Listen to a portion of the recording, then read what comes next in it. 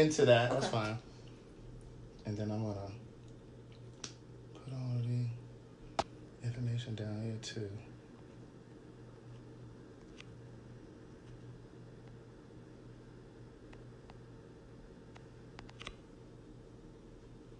All right. We'll give them a second to get on in here. Please hit the share button when you come in.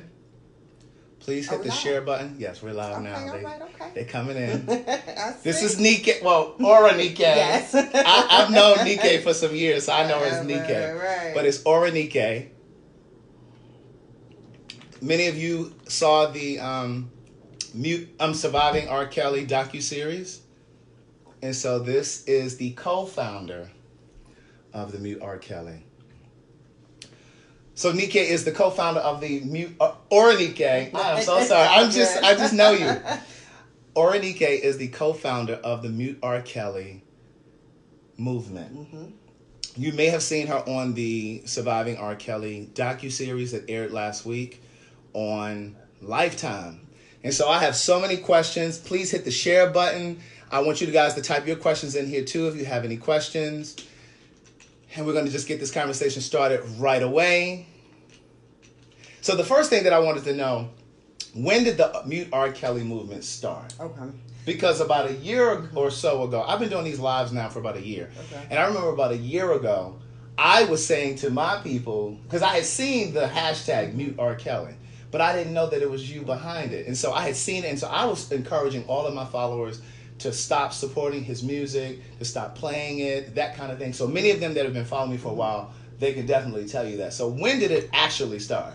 It started in June 2017. So right when the accusations of what the media was calling the sex cults came out, I saw it that day on the news. I was actually sitting in my office on the computer. The TV was on. I heard that and I was like, what's R. Kelly doing? Like, I hadn't heard anything about R. Kelly in a long time. Right. You know, I mean, I probably stopped thinking about R. Kelly or hearing about him, you know, after the quote-unquote P tape, you know, where he was sexually degrading a 14-year-old. Right. I hadn't thought about it really since then. So I got on Google and just kind of, you know, started looking and realized that although I hadn't been hearing about it, almost every year, every other year, more people were coming out. More people were filing charges. More people were talking about the abuse. Mm-hmm. And the sexual abuse of the underage girls. And so these families were coming out kind of like screaming into the void, and nobody was paying attention. Mm-hmm. You know, nobody was supporting them. And I became incensed. I was just enraged. Mm-hmm. I was also really upset that he was here in Atlanta because we have a huge child sex trafficking problem.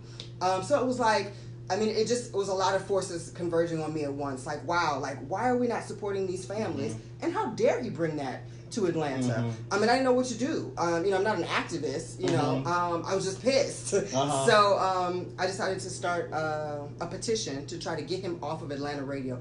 Very, very humble.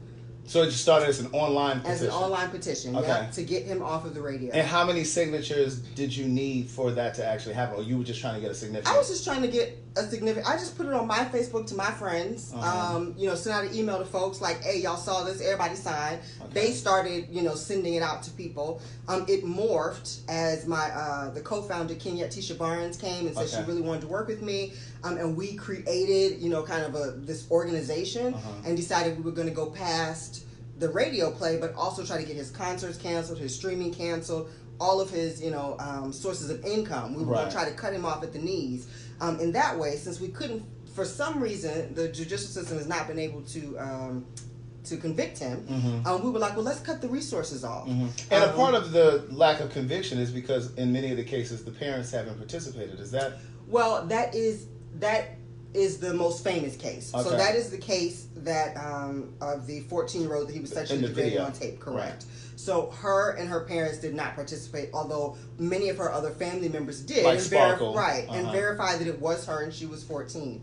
But because she was not there and the parents were not there, they decided they could not say that it was her. So why, and you may not know the answer to this, but why in that case wouldn't the state just go ahead and prosecute? Because say, for example, like if we were in a relationship and I battered you, and even if you said, I don't want to press charges, a lot of times the state will still press charges. Yes. So why didn't that happen? Or do you even know that? I'm not really sure of that, but I do know in that particular case, he drugged that out for I believe 6 years. He did delay it. Yeah. You know, so by the time it actually came to court, she was no longer a minor, and that might not have been a thing where they can do it on her behalf. Right. Which is another reason why it's important to not support his music. A lot of people say, well, what is it going to do if we don't support his music? Well, if he doesn't have income to delay trials and pay court costs and things like that, that's part of the reason. That is really the whole reason that we decided to go after the money. It's because it's the money that's insulating him from the consequences of all of this. If he were Tyrone at the post office and all this had come out, he'd have been in jail already. And it's the reason that his staff support him, because he, as my mom would say, he's greasing their palms. Exactly. Absolutely. So you were sitting at home, you were enraged by this whole thing, and so what kind of kickback or pushback did you get from radio when you started with the? Well, at first I got complete silence, so nobody would return my phone calls, return my emails. And were you contacting like the program managers? Yes. Okay. Yep. Contacting the program managers, contacting the DJs, contacting anybody at a radio station I could get the owners, Radio 1. I mean, going as far up as I could get. No response whatsoever.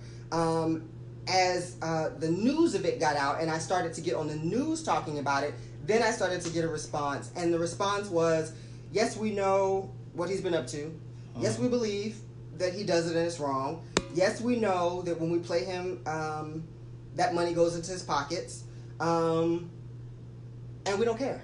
I mean, that was basically it in a nutshell. And I mean, not on some like flipping like 10-minute conversations. I would be in conversations for 30 and 40 minutes, like going through all of my logical steps. Because for me, this is not an emotional thing. It's like logical. You know what I mean? Like we, as a black community, are failing these women and failing each other. And you guys on the radio, I remember Saul Williams, the artist, said years ago, radio programming is mind programming. Y'all are normalizing him and his behavior by playing him. And we could go through all the steps and it would be yes, yes, yes, yes. So will you stop playing him? No. So we were like, you know what, we're just going to we have to turn the tide of public opinion for radio to fall in line. So to that point that you just made, when you said about we're normalizing it through radio and the black community is supporting this and supporting his mistreatment of black girls and black women, what do you say to all the people that say, well, they're white men that do it, and you know, what about this guy? And you know, we're not, R. Kelly isn't the first guy. What do you say to that? I say everybody you can name that you say has done this and is getting away with it, if it outrages you, you should start a campaign to stop them too. Absolutely. You know, so this idea that black men should get away with raping black women because white men get away with raping white women is ridiculous. You know, I often wonder, do we want to change the structures of oppression and racism, or do we just want better positioning within? Absolutely. You know, do black men want to be able to get away with do black men want to be able to get away with shit that white men have gotten away with? Because we saw this with Bill Cosby. Right. Well, what about Harvey Weinstein? What about this one? And what about that one? But it's like, this is the conversation that we're talking about here. And the point is that we should not err on the side of morality simply because there have been some white people that have been able to get away with it. Exactly. And it's usually just a deflection in that they don't want to deal with the conversation at hand, right? They don't want to give up R. Kelly. And I try as much as I can to be non-judgmental about that because I understand how attached we are to our favorite songs and our favorite singers. You know, when we because it takes us back to exactly. wherever. And when we hear Step in the Name of Love, we're not thinking about R. Kelly and sex cults. We're thinking about ourselves and that time in our life, or us at the barbecue, or us at the wedding. You know, we're thinking about ourselves, and we don't want to give up those memories. So I understand that kind of emotional connection. But once you do the math and realize how much money you have been putting into his pockets, into the abuse of black women, you realize that we're all complicit. I think that's one of the great things that the documentary did, is it showed he's not doing this by himself. There's no way to do this on this scale for this long by yourself. He's doing it because we all have decided to look the other way, and there are people who will help, and there are people who will blame the girls, and I mean, so we have all decided that this is okay for him to get away with. We're all guilty in this. Even when we've seen, because I've seen some posts, and I've even posted one just to kind of trigger some thought. I saw a post the other day that said, remember back in high school when we were in the 10th grade, there was always that fast girl who had a drug dealer boyfriend or an older boyfriend who was coming to pick her up from the high school who was 30. So this has always been going on in the black community. The black community is full of R. Kellys. Right. Absolutely. Absolutely. And what our hope is, of course, it's important that we stop R. Kelly now. Yeah. Like right as we speak, there are women who have not seen their families in 5, 3, 4 years. Yeah. You know, so it's important that we stop him now, but it's also important that we see him as a symbol for the larger problem in the African American community. Absolutely. You know, I read a statistic that 60% of black women are sexually assaulted before they're 18. So that just goes to show that this is a huge problem, and we don't even talk about the sexual assault of black boys. Right. You know what I mean? That's such a huge problem, but it's so hidden and is, you know, coded in all this masculinity stuff, and we don't want to talk about it or whatever. But sexual assault of minors is huge, and if we can come to grips with an R. Kelly, it makes it easier for us to come to grips what's happening in our community and talk about it. I tell people all the time, like, if you want to engage me in a conversation about R. Kelly, who you do not know, who is not your family, who don't know you from nobody, you know what I mean? This is not no connection y'all have. How are you ever going to be able to talk about what's going on in your home or in your church? Never. You know what I mean? If you can't even deal with an abstract person you don't know. Right. So we have to be able to do that, to look at that and say that's wrong and I'm not going to deal with it, to give ourselves the strength and the conversation and the vocabulary to deal with it in our everyday life. Let me drop this right here because we jumped right into the conversation. For those of you that are listening on the podcast, I forgot to give you my intro. Good day, thinkers, thought leaders, progressives, and dreamers. I'm Craig, TheWriter Stewart, and this is the Facebook live version of So Much to Say. These are my thoughts and my voice on black shit, white shit, gay shit, and everything in between. We have Orenike here. She is the co-founder of the Mute R. Kelly movement. Please hit the share button if you are watching on Facebook. This is a very important conversation. So what do you think? So let me ask you this. Once you got in contact, or once your co-founder got in contact with you, what did that look like? You said you guys got this ball rolling. You set up this this movement. What did it look like? Did you reach out to become like a 501c3? Did you get office space? Like, what is it? No, it's two black girls on our computers, on our phones. We kind of divvied up responsibilities because she is an activist by trade. So she really focuses on the actions in each city and helping to mobilize. Like, once we put it out there, there was an avalanche of people who said, I've been boycotting R. Kelly for years. I've been saying to people they shouldn't be listening to him. I'm in Chicago, what can I do? I'm in Nashville, what can I do? I'm in Detroit, what can I do? Or he's coming to my city and I want to protest. So we started to mobilize those people. So kind of in the way the whole, kind of like Black Lives Matter. Exactly. So they would come to us and we would say, okay, here's the way we can support you. Here's what you need to do. Find us this info. We'll write press release. We'll give you talking points. We'll do media training. We'll send you flyers, brochures, you know, all that kind of stuff so that you can do this protest. And Kenyette has been able to travel to some of those cities to be with them to do it. But I mean, they've done wonderful work, you know, in the different cities. We were able to get his Chicago concert canceled, which I never thought would happen. Would happen. But you know, people really, I think, and because of the convergence of time, right? We got Me Too movement, we got Time's Up, we have right now people are talking about this openly before when they weren't. I think it's emboldened people to go, you know what, we're not dealing with this. We're not dealing with this anymore. So I would venture to say that most of his income now comes from touring. All of it. Right? Basically. Right. So what do you say to the women that actively support his concerts? Well, even with all of this information, I would say that we have to think about our own cognitive dissonance, right? And that's hard because none of us are transparent to ourselves, right? But if 60% of black women have been sexually assaulted before they're 18, that means more than half of the women sitting in that concert have had an R. Kelly disrupt their lives in that same way, right? And they've put that into a box. And for different reasons, because, you know, since I've been doing this for 2 years, I've been inundated with emails and phone calls from women I do not know, talking about all manner of things. And part of it is in their own life. They have internalized the shame of what happened and taken responsibility for it, and they never put the responsibility for what happened to themselves onto the abuser. So they don't do that for R. Kelly either. They'll be the first ones to say those girls are fast. And I've even heard women say, I've heard black women say that this kind of stuff goes on, even with the whole Me Too movement. A lot of this stuff happens, but most times they don't want to say anything. A lot of black men have not been brought down, if you will, because a lot of black women, like you said, take responsibility and don't want to bring down another good black guy. Right. And you know, when we're all layered in our context, right, and we bring all of who we are to everything that we do, right? You're black, you're a female, you're straight, or you're gay, or bisexual, you're abled or differently able. You know, we bring all these things. But black women tend to first put blackness as our number one, and then second, our femaleness, right? And so we are loyal to a fault to black men. But I've had to say this to many women. R. Kelly ain't Medgar Evers. He ain't Malcolm X. He ain't Martin Luther King. He ain't started no schools. He ain't built no hospitals. He don't have no scholarship fund. You know what I mean? Like, he is not somebody that we need to be rallying against. I think about this not as bringing a black man down, but as our internal house cleaning. Black people are always saying we need to clean our own house and we don't need to, you know, have the police involved in this and the other. Well, we're not cleaning our house. Right. Our house is a mess. But you know, one of the things that we do, and one of the things that I have felt for so long is that oftentimes we don't like.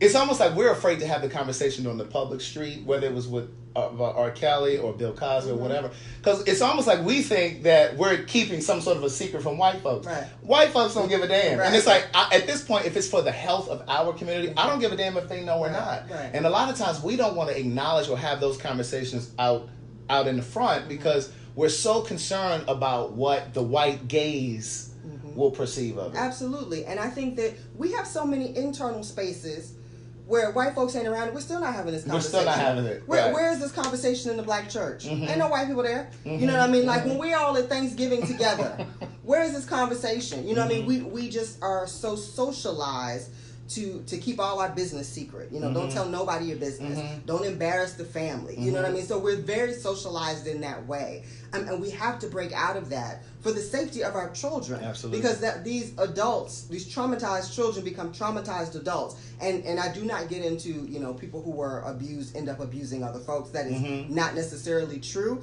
But it does mean our capacity for vulnerability, for love, for our ability to create happy, whole, healthy families is compromised.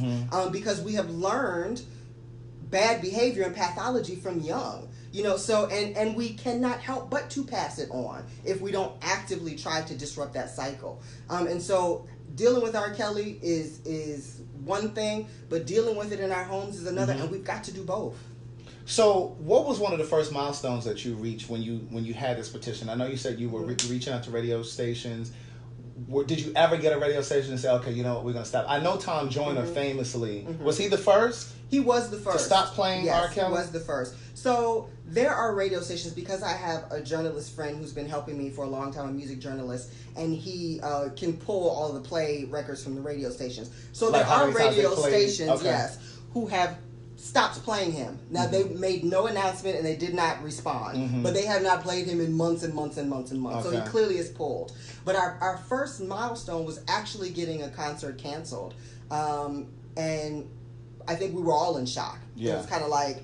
So how did you find out? How did you get word that it was canceled? It was on the news. You know, the news, and I honestly now, because we've gotten so many canceled, I can't remember what the first one was. But it wasn't Atlanta. Atlanta went as scheduled, and the next one we were able to get canceled, and we were like, oh, okay, we can we can actually do this. I mean, not just be harassing people to no end. Like, we can actually make a difference and get these concerts canceled. So that was a big milestone. Another personal milestone for me was having R. Kelly address the Mute R. Kelly movement in that I Admit song, and in a Instagram video he did it, because beforehand he kept going, I don't know why they're canceling my shows. Right. I've never heard of such a thing. I have no idea why. You know, he was doing that. And we sitting on the other side like, you know why. So when he actually had to say, y'all can't mute me, we were both like, Right. Like, like it's starting to penetrate. It's getting to him. And then having his lawyer quit and his publicist I just read that yesterday. His lawyer, his publicist. Publicist, a PR person quit, an assistant have quit. You know, so you start to see the trickle effect. When you start taking the money away, and people start seeing this is a sinking ship. Everybody wants to jump off. So it's like, okay, that's the point. We want to take this wall down brick by brick. So it's working. So speaking of muting him, and I know the bigger picture is to get him off of streaming services, and that has happened. Has he been completely pulled? No. He hasn't been completely pulled. So Spotify did pull him, and then got overwhelming response from the public that he wasn't convicted of anything, right? Like, y'all, if y'all gonna take him off, y'all gotta take off everybody who's problematic. Blah, blah, blah, blah. And see, this is my point. I remember what you were gonna say there, but this is my point. This is where I love us. I love my people. I ride hard for us. Those of you that have been watching, I ride hard for us. But my issue with us is we always boycott the shit that doesn't need to be boycotted. And then the shit that needs to be boycotted, we're not boycotting it. Right. Like, that was a perfect example of where we need to be contacting Apple services. We need to be contacting Spotify and whatever other streaming services to get him yanked. Right. And I would even venture to try to get his social networks, like Instagram, shut him down. Right. Shut him down on Twitter. Like, get all of that stuff shut down. Right. And so part of the conversation we've been having also is a lot of these services, venues, or whatever have no morality clauses at all. Mm-hmm. When we first tried to get his concert canceled here in Atlanta, it was on the basis that it was at Wolf Creek Amphitheater, which is a Fulton County facility, which is run by my tax dollars, right? And I don't want my tax dollars going to someone we all saw sexually degrade a 14-year-old on tape. Right. But there's no morality clause in any of the things that they sign, so they have no legal recourse to say we're canceling you because we don't like you. You know what I mean? So as Spotify and all these things are the same. So part of our conversation with them is getting these morality clauses in place. Right. People want to talk about censorship. It's not about censorship. He can sing about whatever he wants to sing about. I don't care. He can get naked on stage. He can dance all over. All the stuff he's been doing. But he's committing crimes. Like, that's another thing. And so we should be able to cancel him based on his criminal behavior. And you and I have a friend in common who we actually met through years ago. It's probably been 20 years since we met. But he and we had lunch together the other day, and he's a city councilman now over there, and he said he's going to make it his business that R. Kelly will never perform at that venue again. He actually talked to me about it again the other day when we met. So in terms of all of this conversation that's been happening across social media about R. Kelly and who's really at blame, I personally believe that he is 100% responsible because he is the adult and he should know. But there are also people that say, well, some of the girls are fast. We have to, look at that. And then the parent. Some people say it's the parent. Do you think there's a line between victim and participant? That's a tricky one. So one, I categorically, denounce the idea of fast, right? So everybody comes into their sexuality at different times. I've worked in daycares and college, and you see there's some little 3-year-olds who want to kiss on everybody and hug on everybody and touch themselves, right? All of that is natural. And at 13, 14, 15, that is when your body kicks into, now it's time to make a baby, right? So your biology is leading you towards sex. We as a evolved society have said we want to give people time before they make life-altering decisions because we recognize that when your brain is not fully formed at 16, 15, you have no idea how to calculate the future consequences for the decisions that you're making today. So we have designated that we're trying to create a safe space in that really tricky area where your body and hormones are going crazy. Of course, 14, 15, 16, 17-year-olds want to have sex. Right. Of course. Right. They also want to eat ice cream every day for dinner. Most of parents don't let their child decide what they wear to school or what they eat for dinner every night. You know what I mean? So the idea that children want a thing and so that makes them bad in some way is problematic to me. There is no such thing as fast. They might be hard-headed, but there is no such thing as fast. They might be defiant. They might be sneaky or all those things, but fast does not work, especially as an excuse for sex with a grown man. In the bed, in those beds in R. Kelly's home, there was a 14-year-old, then there's a 35-year-old or a 37-year-old. There's only one adult there. And so the only person responsible for anything that's happening there is that adult. And that just is. There is no gray area. Yes, she is consenting to sex, but a child cannot consent. So, you know what I mean? We always think of, I think part of our problem in the black community is we have a very narrow view of what rape is and what consent is.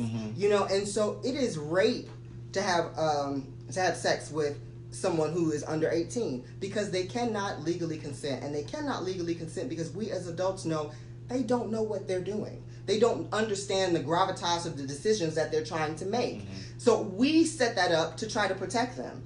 So this idea that, you know, they fast and so they're participating in their own oppression, mm-hmm. I can't deal with that. Mm-hmm. You know, I know a lot of people always are telling to me, what about the parents? What about the parents? What about the parents?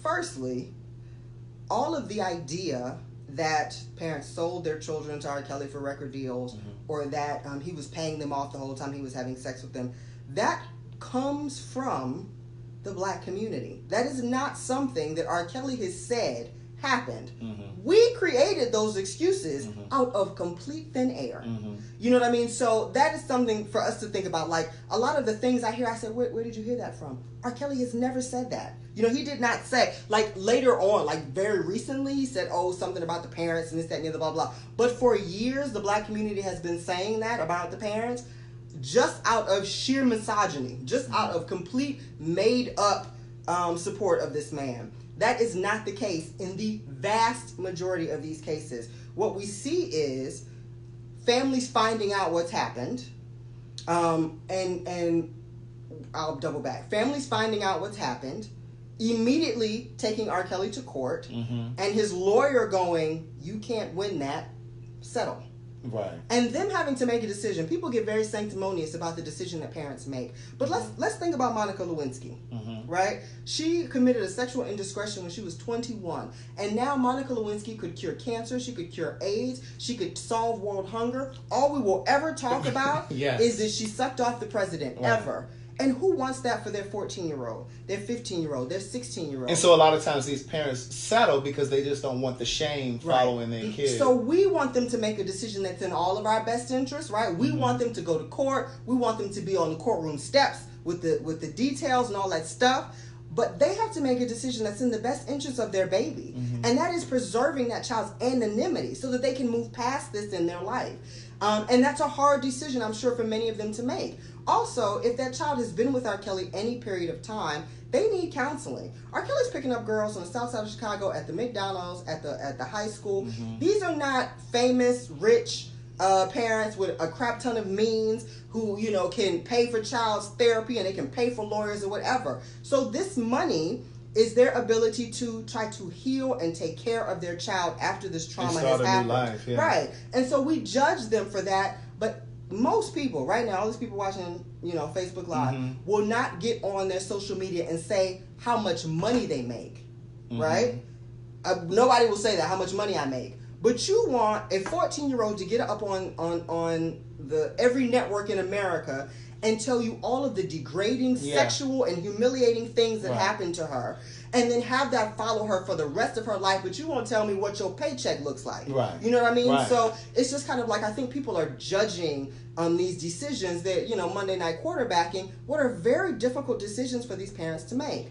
You know, people also say, well, you know, they introduced their daughter to R. Kelly. Well, that's another example of black people talking out two sides of their mouth. Mm-hmm. Because you have a large contingent of black people who say he was acquitted and he's innocent. Mm-hmm. Well, if he's innocent, what's wrong with introducing your child to him? Mm-hmm. You know what I mean? I have no problem if, I don't know, if Don Cheadle showed up, I would introduce my 15-year-old goddaughter to him. I don't think there's anything wrong with that. Like, so if you think he's innocent, then they were making a decision that they felt was like in the best interest of furthering their child's career, mm-hmm. because they thought he was innocent. So you can't say, why would you do it? Well, see, with and I can't remember, the daughter's name was Avriel. I can't remember. Azriel. Azriel. Uh-huh. I have an Avriel that watches mm-hmm. me.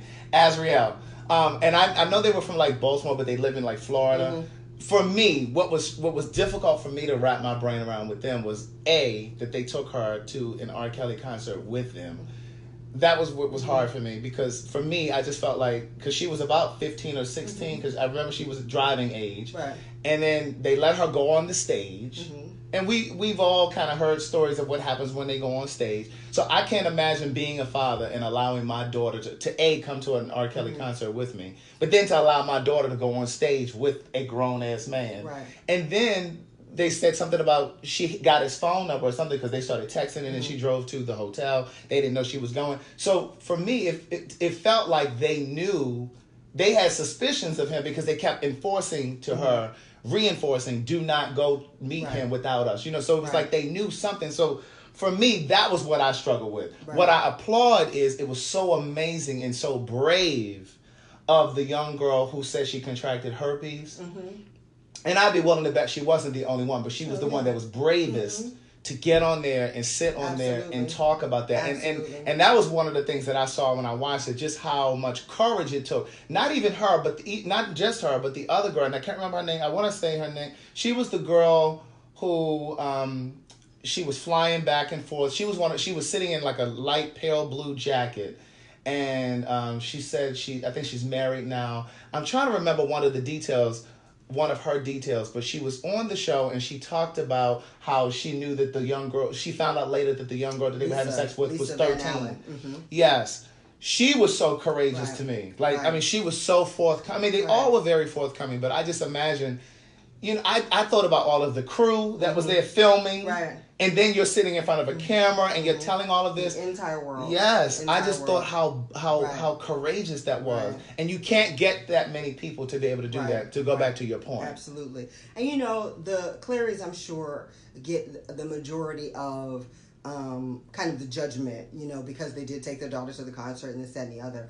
But what isn't on there is that they were having, I think, some issues with their daughter already. Okay. And so part of it sounded to me, because I was in another interview with the father, is that we took her with us because she could not leave our side. Like, we had to. So they were very much trying to be, I think, controlling and diligent parents. Yeah. So it was the husband's birthday, but we had to take her. Right. We could not leave her home. Right. So there were already things happening with her that then R. Kelly kind of threw a monkey wrench into. Right. If you look up, there's I think a video on YouTube of her singing. She's a wonderful singer. And so they were trying to balance the things. Part of what they say in the video is that, she came and she threw a fit and this, that, and the other. They've already got things going on with this daughter that then R. Kelly comes and steps into. And so they're trying to manage this. And they were very, one thing that is amazing to me about them is they have 6 kids. So they are taking off work, and there was a point where someone is always with her. Mama's with her, daddy's with her, brother's with her, sister's with her. Like, they're always trying to be diligent. So they're trying to help her in the way that they know how to help for her career. They're in the middle of Florida somewhere. Where are they ever going to meet? Right, yeah. Another famous person that might be able to help their daughter. And we cannot say that R. Kelly has not helped some careers. He's helped many people's careers, right? So they're trying to manage these things. All of these things are so layered. I just feel like we want to judge people's decisions when we weren't there in the day-to-day. We don't know the context. What we do know is that R. Kelly has made this his business for 25 straight years. And just like parents are figuring it out on the go, right? I mean, children are your biggest work of art. They're also your biggest challenge. You're trying to figure it out as you go along. R. Kelly has gotten up every day for the past 25 years and perfected how to be a predator. What it is I need to say, how it is I need to act, and how he evolved too. Right. How I isolate you from your parents. Absolutely. He has figured this out now. And then started to go after girls. And then started going after girls that were closer to 18. Exactly. Right. How do I do this legally? Because I think the legal age of consent, I think in Chicago or someplace is 17. So we get him at 17. Right. Right. You know what I mean? So he has evolved his practice, and parents were trying to figure it out. People go, where were the parents all the time? Where were the parents? Well, where were your parents when you were skipping school? Yeah. Where was your parents when you had sex for the first time? Did they know where you were and what you were doing? You know what I mean? Like, this idea that, it wouldn't happen to my child. Everybody does that. My mother always loves to tell the story about coming up to summer camp or to school and somebody being like, are you Enrique's mother? And she's beaming with pride, like, yes, because she knows I'm a great student, I'm smart. And they'd be like, well, she did so-and-so. And her being shocked. Like, there's no way my child did those things, right? We all think, of course, my child would never. And that's part of it. A lot of the parents who might have introduced their child to R. Kelly thought, I have raised her better. She is smarter. He was acquitted, so I don't believe that those women were lying. Those women were gold diggers. My daughter's not any of that.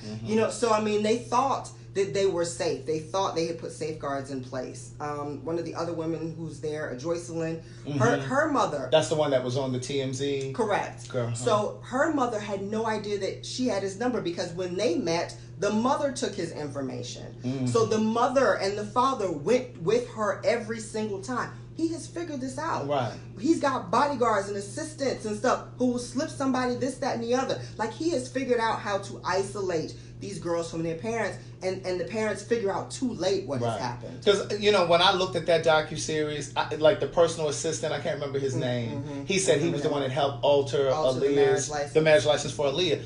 I believe he needs to be in jail. Like, he was there to help corroborate a lot of this stuff. Right. And it's like, how do we go about trying to bring forth charges against somebody like him who really actively participated in that whole thing? You know, and I think that the dominoes kind of fall from the top down, right? So if R. Kelly when R. Kelly is brought to justice, I'm sure part of his deal is going to be to try to get as less time as possible and maybe start flipping on these folks. Who knows? You know what I mean? I don't know if we'll ever be able to convict all the people that helped this happen. I hope that we will, because I mean it just takes such a network of amoral people.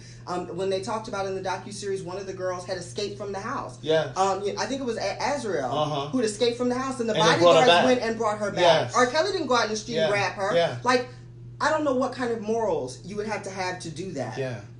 So I mean, I hope they all go down, but the person we know for sure should go down is R. Kelly. So when you look at the whole series, the 3 days, what did you think? Did you think that it was? What are the things that you think were missing that they could have been better about, or did you really look at it and think this is a really good holistic look at?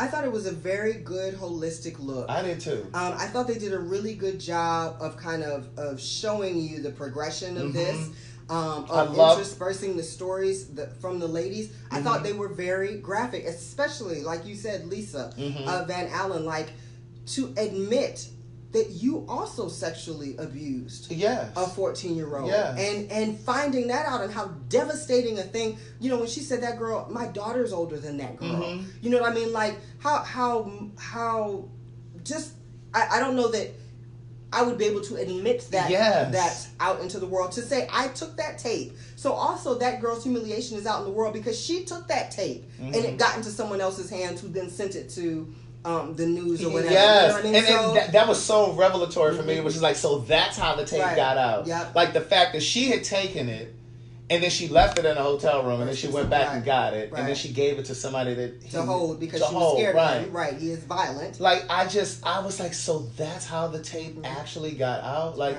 that was fascinating to me. But what I thought was also brilliant about the docuseries was how they had the therapist, the different ones, to kind of talk about behavior of a sex offender and even of victims. Like, I thought that was absolutely brilliant. Because we underestimate how abuse rewires your brain. And it's especially, you know, one part of the docuseries, one of the women said, you know, R. Kelly told her, I think it was Kitty who said that he told her that he had some women who were with him for 15 years, some women who have been with him for 5 years, and the way he has them isolated, even from each other, the only voice in their head now is his. For years and years and years, your brain is rewired. Because he couldn't even talk to anybody else. They couldn't talk to any other guy or anybody else that came into the room. They are literally in rooms locked away until he wants them for something or lets them out. Because when I heard about that cult thing, I was like, okay, this sounds a little far-fetched. Like, I just didn't believe it. I was like, a cult? And then when the whole TMZ thing happened with Joycelyn, and she said, people are like, why can't they just walk away? They're not in a cult. Cults are about brain. It's about brain, because cults are not necessarily about physical intimidation, captivity. People go to cults and then voluntarily stay because their brain has been rewired. We have to think about Jonestown. Hundreds of people drank a drink they knew that was going to kill them and their children. That man had changed their way of thinking. And that's what R. Kelly has done. So people, you know, I've been inundated with emails. We know they're in the studio, why don't we just all run up to the studio and get those girls out?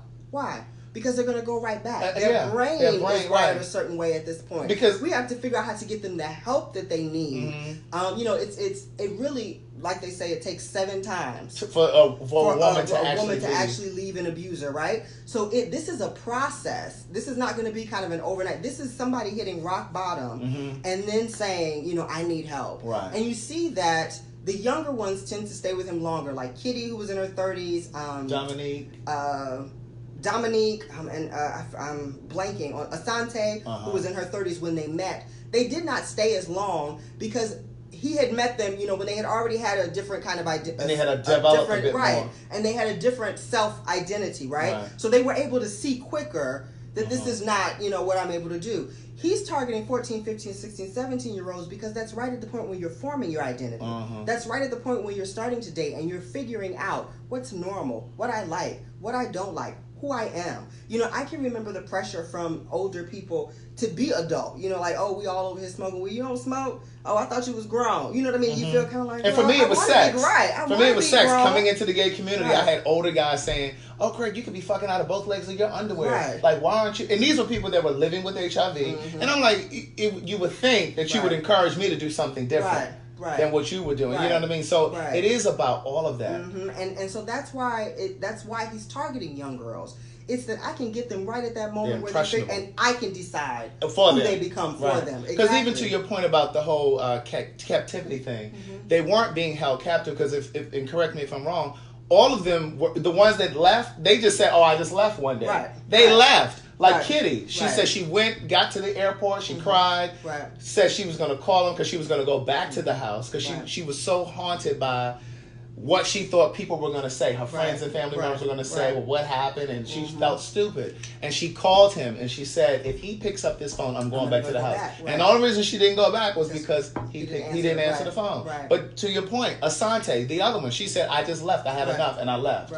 So it's not like he kept them in captivity, but there also is some of that. Because there also is some of them being locked in rooms for days on end, and not even being able to eat for 3 days. Exactly. So it's mind games. That is what people who are predators do. It's mind games, right? You know, I can remember there's a meme going around about something like an elephant, like you can tie him to a tree or whatever, but if you kind of beat the will out of him, you can just tie him to a water bottle. Yeah, he doesn't know that. He's not going to move because he thinks he can't go anywhere, and that's basically what R. Kelly has done to these women. So even when they're not with him, their mind is enslaved. You know what I mean? In kind of what he's molded them to be. And people are so judgmental about this. If you have not been through this, then I really feel like you don't have any right to talk about the decisions that these people are making. You know what I mean? Like, I have not been, thank God, in any of that kind of relationship. So to me, it's like, oh, I would just leave, or I would blah, blah, blah, or whatever. But I also didn't have anybody from the time I was 14 completely sweep me off my feet, make me feel like this is the most important relationship in the world,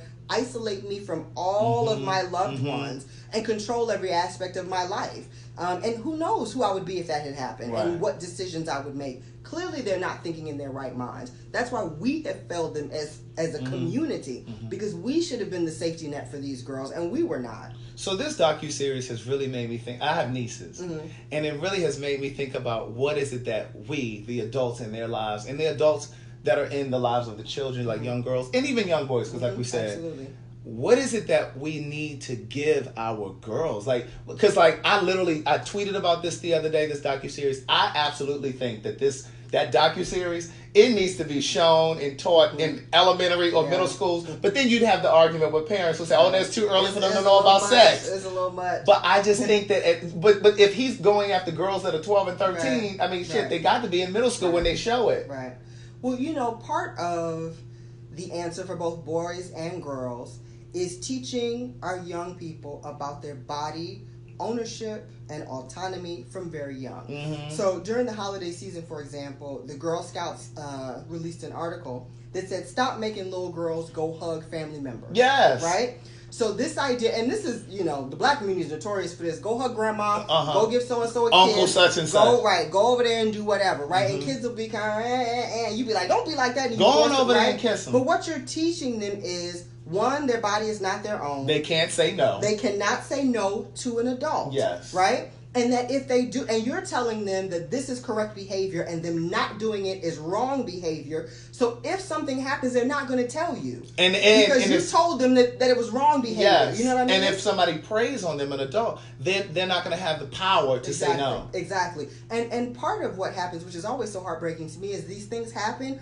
Most children don't say anything at all to their parents. If their parents had known, most parents are super diligent. They would have been all over it. They would have been over the perpetrator. They would have been, on you with therapy or whatever it was you needed. Most parents never know because little things have ingrained in them from young that they can't say anything. When I feel like a lot of people talking about R. Kelly, in their homes, and they're going, them girls is fast, and say your children are listening to that. Absolutely. Right? So then if something happens to them in college or whatever, do you think they're going to come home and tell you because they think you're going to go, why was you at that party? Right. And what did you wear? And how many drinks did you have? And why did you leave with him? And all you're going to interrogate them. You're not going to support them. Exactly. I posted something today that said, it was something that I saw and I reposted it. And it said, for those of you that are still making excuses for R. Kelly and supporting him, your children, that's the reason that your children are going to come to you when their uncle or your boyfriend or whomever is touching them. Right.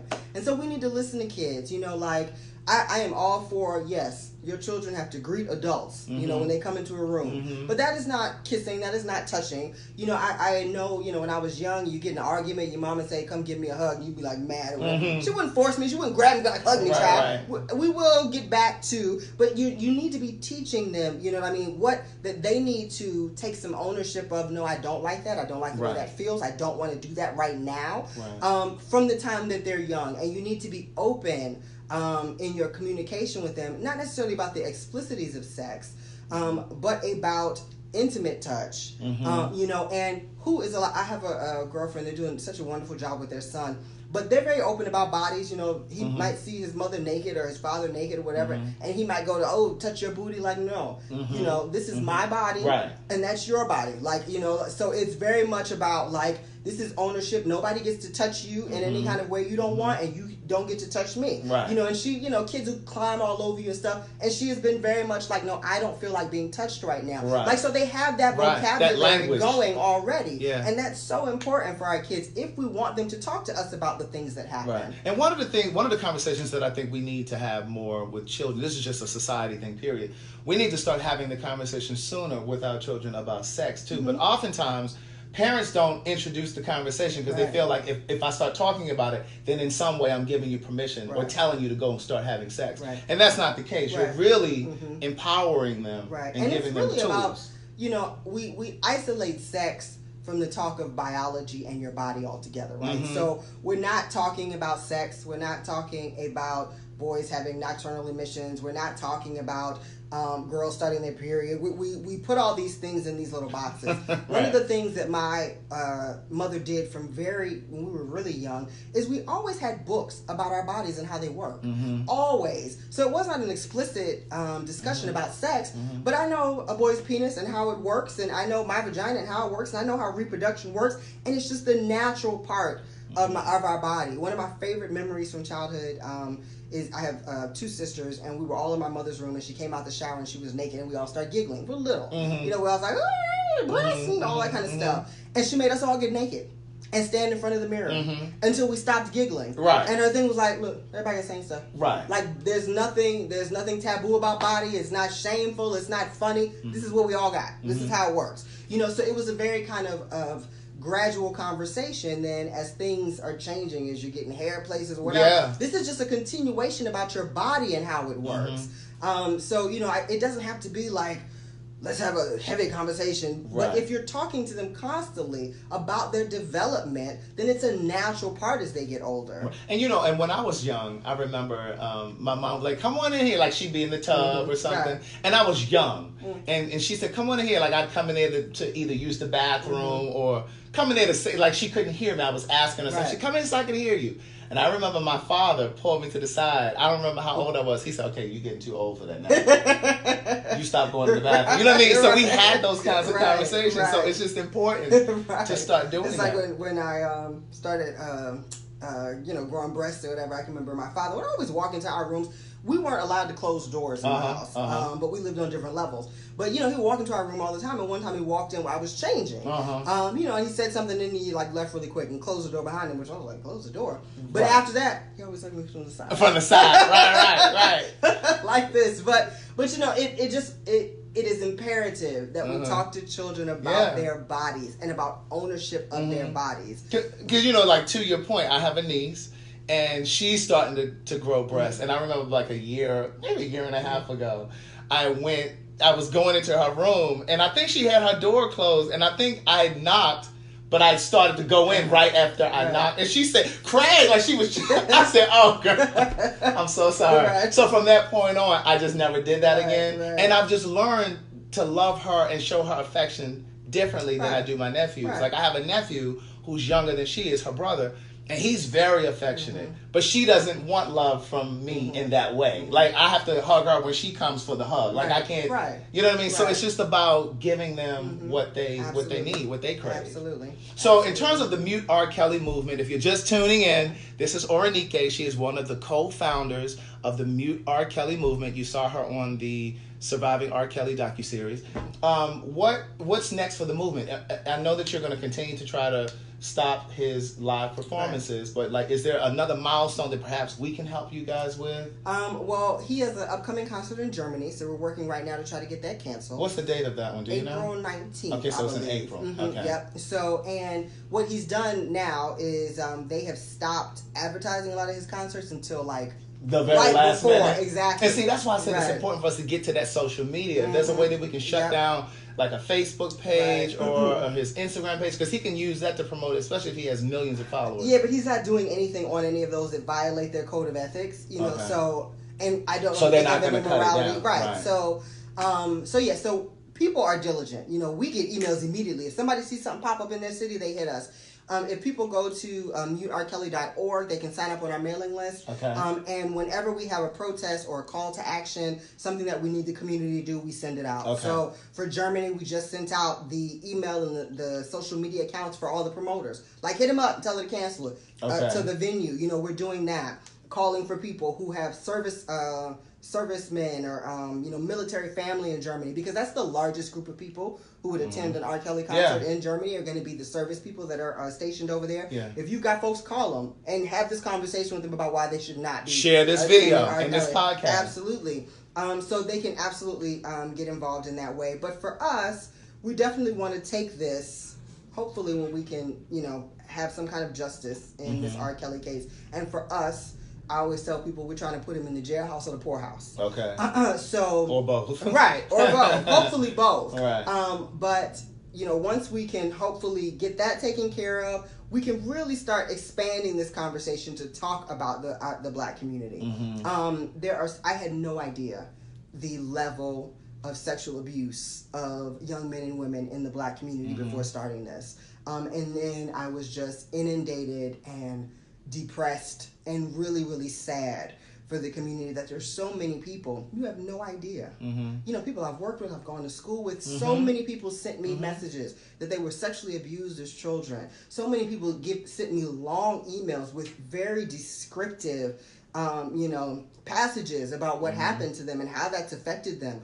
And we are failing our young people when we don't do anything about this. And we are failing our young people when we continue to play R. Kelly and normalize this kind of behavior. We're just failing them. There's nothing innocent about playing him in your household or listening to him on the radio or going to his concert. You are supporting violence. And that violence might come right back around and bite you and your family in the butt. You know what I mean? Like, so we have to say we're not tolerating this in any facet of our life because we are failing our community and we're failing our children on a daily basis and in massive numbers.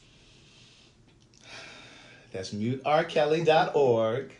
Go to the website, subscribe, join the mailing list. Is your social media, do you have social media for that? Yes, so on Instagram and Facebook, it's official Mute R. Kelly. On Twitter, it's OFF Mute R. Kelly.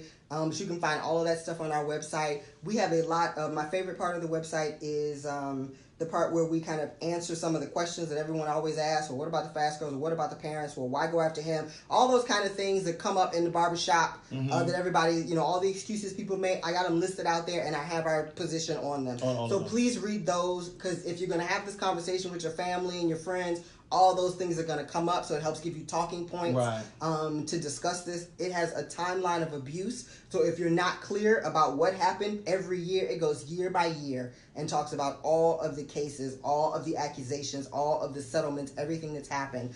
There's lots of media on there, stuff that you can read and watch. And you can, again, like I said, sign up on our mailing list if you want to help. Is this what you're doing full time now? No, child.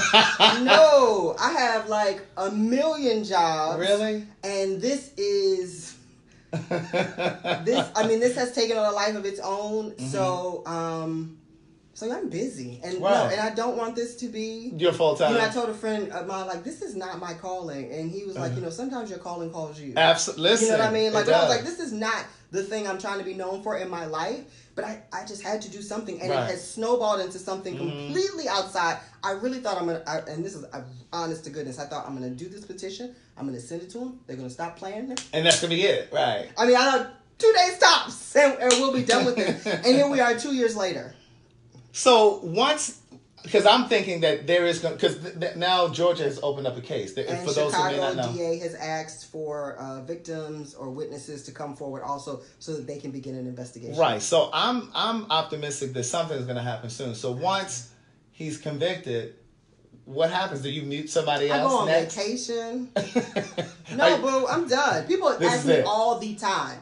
You need to mute. This is what they go. This is how the emails like they got a list of who you can mute. Why don't you guys do And my standard response is, the black woman is not a pack mule for you to put the world problems on my back. My shoulders. Right. There is enough problems of the world to go around to everybody. And if you see something in your community that you want to deal with it. Don't send it to me. Listen, Nikkei, I got the black gays, okay? I got the black gays. And that's a handful in and of itself. Activate them, put them on it. Everybody, if they, because people are, oh my God, what about Woody Allen? If Woody Allen is your sticking point, then start a campaign against Woody Allen. Absolutely. Do not send me no emails about who else I should, whatever. There's this thing that people feel like somebody who's doing something should do everything while everybody else does nothing. That does not work. Right. Like, I'm not doing everything. I did this thing. I moved that ball forward. You may take that ball and run with it as far as you want to go. Right. Now, how do you guys... in terms of resources, how do you guys get? You have donations, and we've had a donation link on there forever. 3 days ago was the first time we ever started getting donations. We have been doing this out of our pocket for 2 years. So the docuseries was really good for you guys. Before that, I think I'm not going to say it's the first time, because a few people who are connected to me, gave $20 here, $5 there, which is totally useful, because we're paying for our website, we're doing social media posts, we're printing banners and flyers for all these different cities.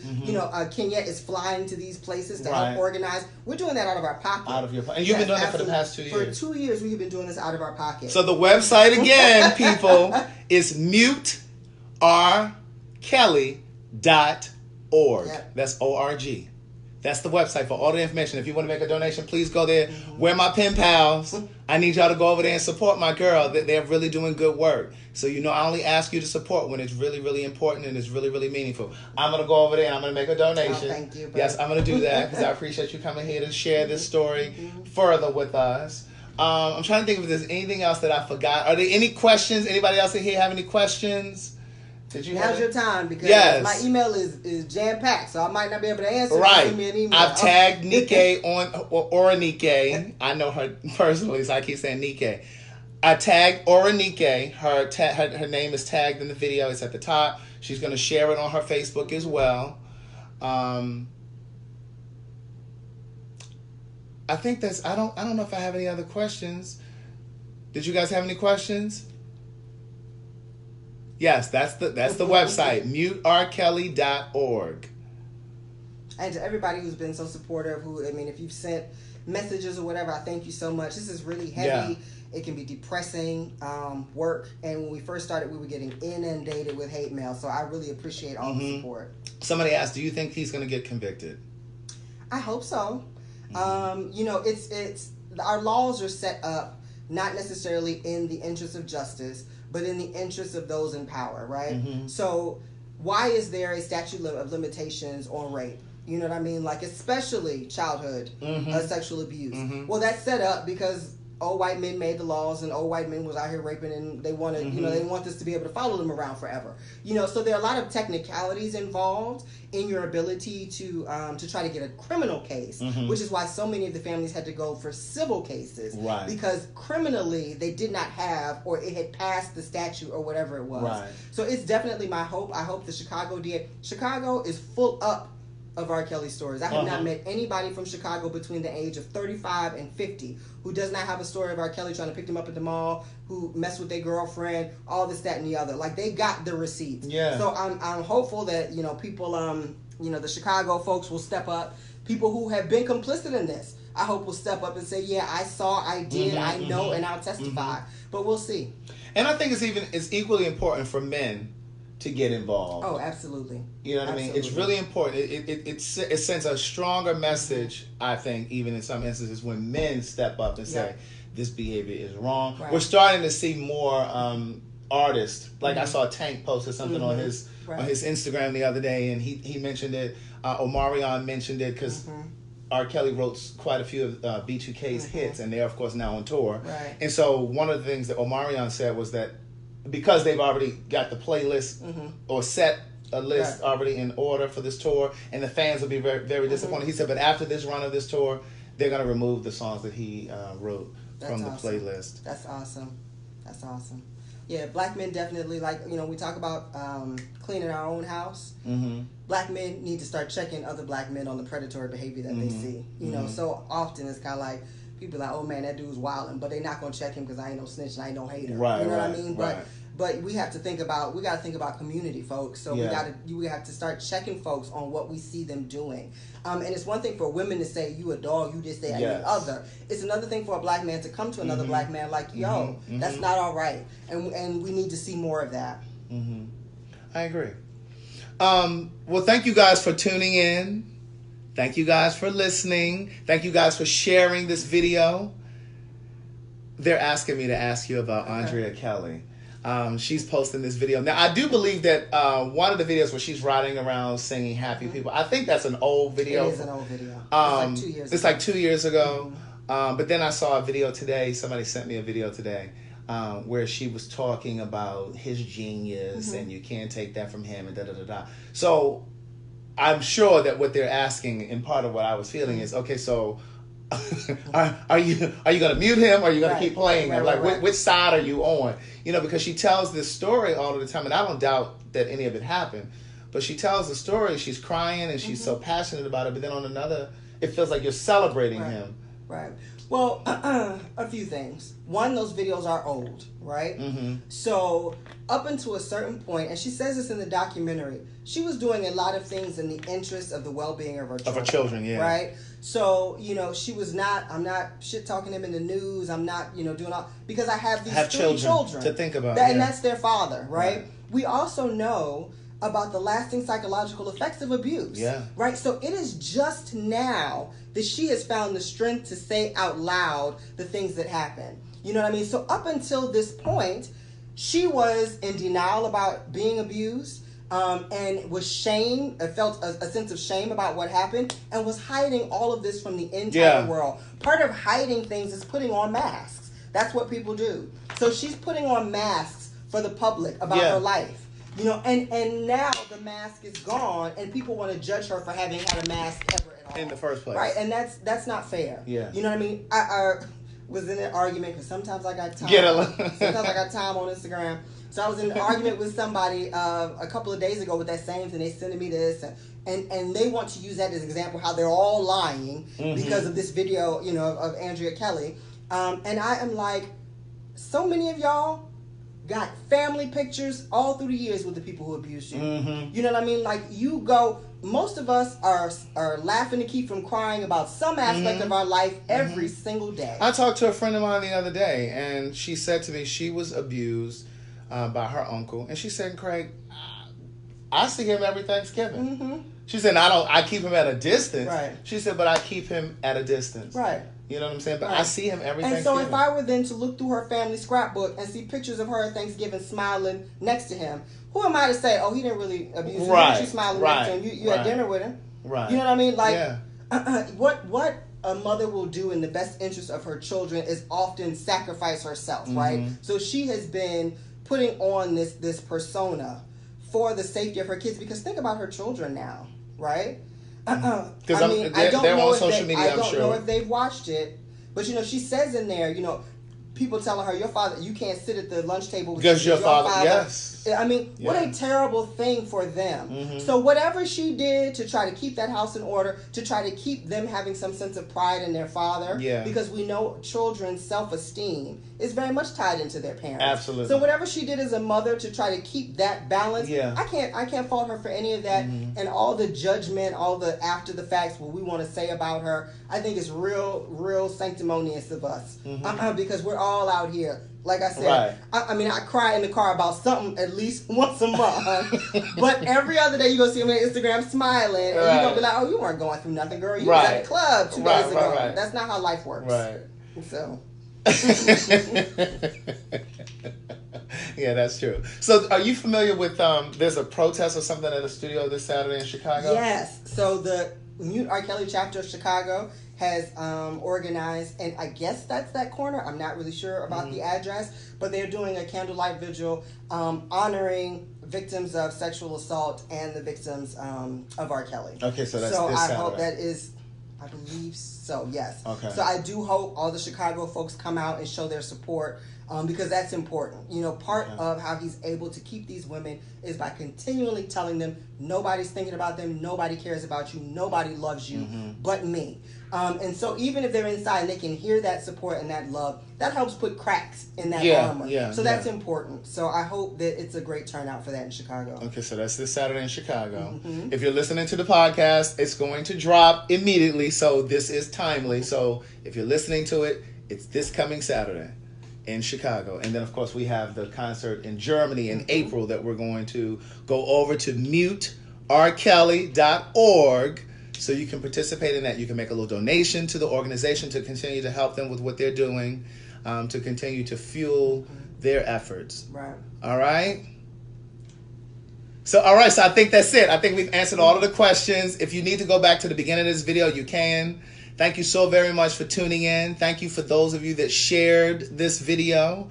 I appreciate it. And thank you for those of you that are over here on the So Much to Say podcast. We're available for free in Apple Podcasts, SoundCloud, Spotify, Google Play, Stitcher, TuneIn, YouTube, wherever you listen to a podcast. We are there, baby.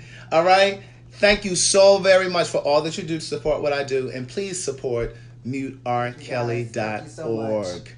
All right? Bye. Okay, so I said bye to them over here.